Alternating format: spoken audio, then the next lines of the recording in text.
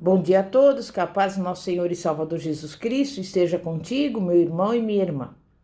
Hoje nós estamos aqui para trazer uma mensagem que tem um tema muito importante para cada um de nós, que é o coração quebrantado. E nós vamos aqui iniciar esse estudo sobre o quebrantamento para que venhamos entender primeiramente qual é o cerne da questão. E eu gostaria que você que está nos acompanhando, se você tiver uma Bíblia, abrisse em Isaías 57, versículo 15, que diz assim: Porque assim diz o alto e excelso, que habita na eternidade, e cujo nome é santo.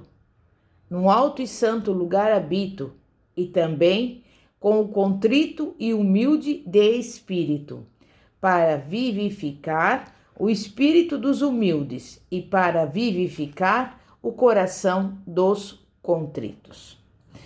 Muitos cristãos, embora aparentam ser espiritualmente prósperos, têm o coração vazio, duro e necessitado, como, por exemplo, com Naamã. Naamã era o comandante do exército sírio e um homem capaz e respeitado. Aparentemente, tinha uma vida tranquila, exceto pelo fato de ser leproso. Ele desejava ser curado, mas não queria abrir mão do seu orgulho. O profeta Jeremias compreendeu que Deus se importa com o coração e que se este estiver doente, todo o corpo padece. De maneira incansável e persistente, ele falou sobre as questões do coração. Deus deu a ele discernimento para enxergar além da vida religiosa cheia de formalidades do povo israelita. Jeremias sondou o coração dos seus conterrâneos e o trouxe à luz. E então clamou para que vissem o que Deus estava enxergando. Exteriormente, os judeus, o povo escolhido de Deus, era profundamente religioso. Todavia, Jeremias proclamou que eles haviam desviado seu coração do Senhor que os redimira.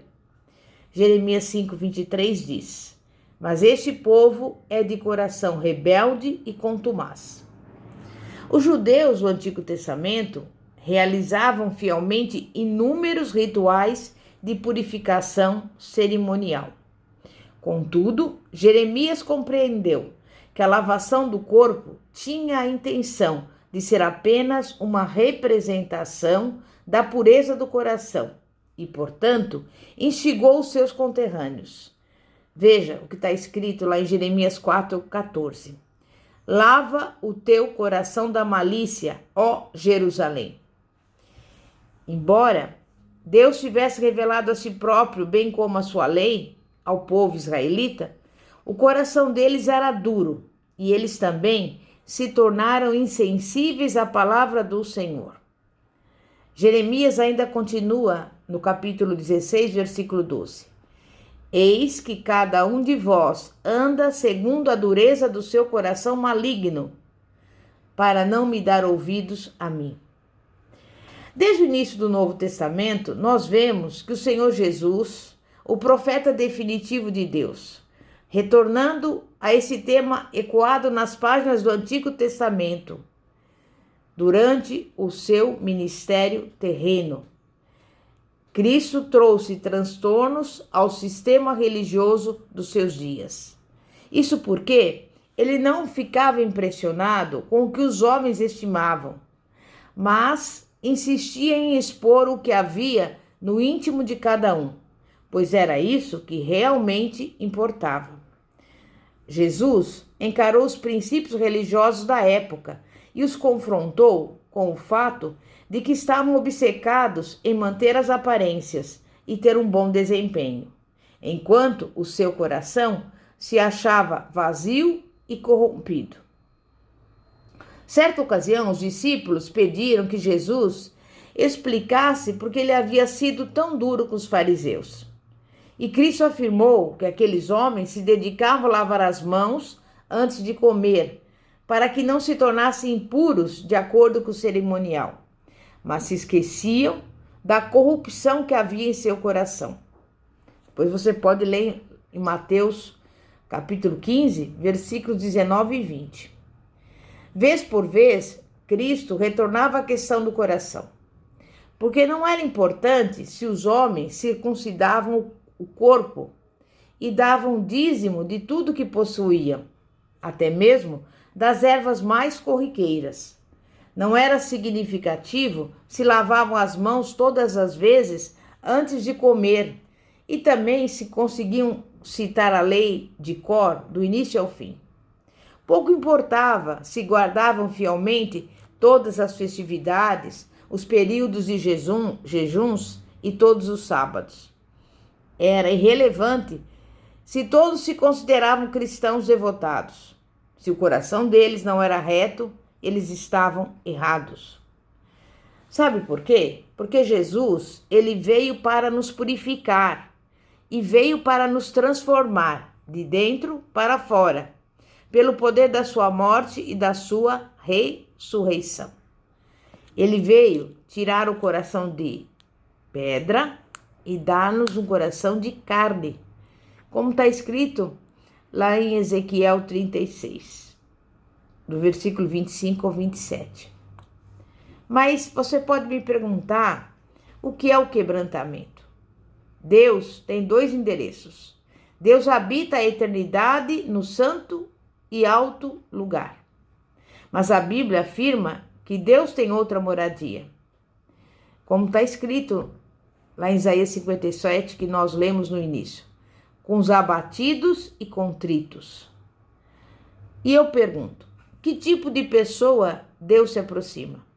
Que tipo de pessoa ele resgata e liberta? Ele se sente atraído por aqueles que têm um espírito quebrantado e contrito.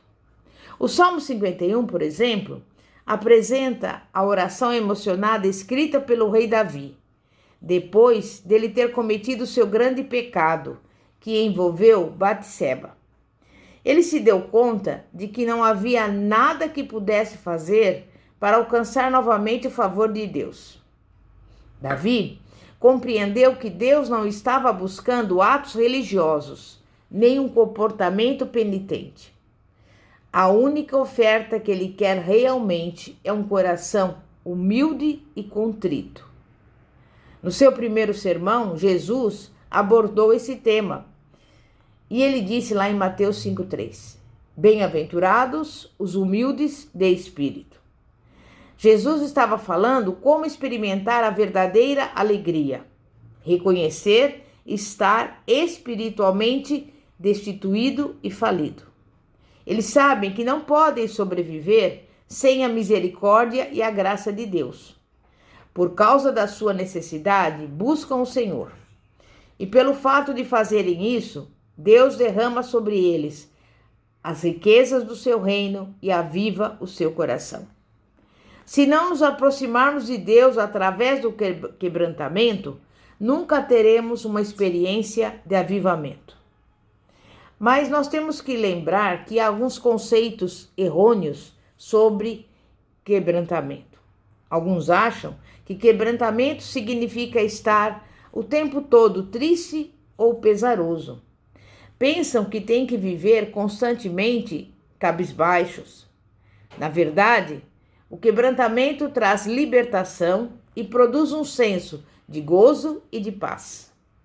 Outros pensam no quebrantamento como sendo uma atitude introspectiva e mórbida, como se a pessoa estivesse dizendo, coitadinho de mim, pobre de mim.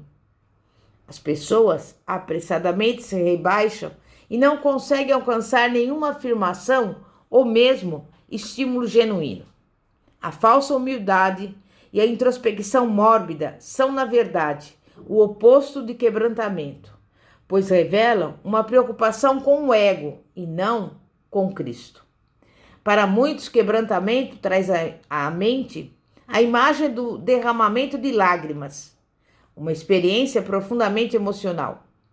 Essas pessoas derramam lágrimas em abundância e nunca experimentaram o quebrantamento. Muitas pessoas pensam que o quebrantamento representa tragédias sofridas na vida, mas isso também não é verdade. O que é o quebrantamento genuíno? Você sabe? Quebrantamento não é sentimento, nem emoção, mas uma escolha, um ato de vontade, ou melhor, um estilo de vida. Verdadeiramente é um modo de vida em que concordamos com Deus a respeito da verdadeira condição do nosso coração, da maneira como Ele reconhece essa realidade. Em outras palavras, quebrantamento é o rompimento da nossa vontade pessoal e entrega absoluta à vontade de Deus. Contrição é uma palavra usada no Antigo Testamento. Sabe para quê? Para expressar o quebrantamento. Essa palavra indica que algo foi esmagado em pedaços pequenos até virar poeira. Deus quer quebrar a nossa vontade pessoal. Além disso, o quebrantamento requer deixar de lado a autoconfiança e independência de Deus. A pessoa quebrantada não confia em justiça própria ou por suas obras, mas se coloca na dependência da graça e da misericórdia de Deus. Cristãos com corações quebrantados são aqueles, na verdade, receptivos à palavra de Deus. O quebrantamento na vida de uma pessoa tem uma visão vertical e outra horizontal. Em primeiro lugar, a pessoa age com sinceridade e humildade diante de Deus. Em segundo lugar, a pessoa quebrantada perante Deus também será humilde e quebrantada diante das demais pessoas. E é por isso que eu trouxe inicialmente esse conceito genuíno sobre o quebrantamento para que nós possamos, nas próximas mensagens, continuar explicando sobre esse tema que é muito importante. E eu tenho certeza que você vai aproveitar bem, não só essa mensagem, mas todas as demais sobre esse tema, para que nós verdadeiramente sejamos pessoas com corações quebrantados. Amém? Então nós vamos orar e agradecer a Deus, porque eu tenho a certeza e a convicção de que nesse dia de hoje, Ele está visitando cada um de nós. Ele está derramando sobre você, sobre mim, a bênção, a vitória e a humildade, o quebrantamento, para que nós verdadeiramente possamos desfrutar de tudo aquilo que o Senhor já preparou para nós, em nome de Jesus. Glória a Deus. Santíssimo Deus, poderoso Pai, Pai do nosso Senhor e Salvador Jesus Cristo, Pai, humildemente estamos aqui diante do Senhor, que habita num santo e alto lugar, para que o Senhor venha nos visitar, abrir o nosso entendimento, abrir tanto os nossos ouvidos como os nossos olhos espirituais, para que venhamos a cada dia que passa aprender a sermos quebrantados, não só diante do Senhor, mas também diante das demais pessoas com quem nos relacionamos. E eu tenho a certeza e a convicção de que nós poderemos desfrutar da bondade, da graça e da misericórdia do Senhor, em nome do Senhor Jesus. Amém? Glória a Deus. Pastora Fátima, da Igreja Evangélica Apostólica Poder de Cristo. Aleluia. Glória a Deus.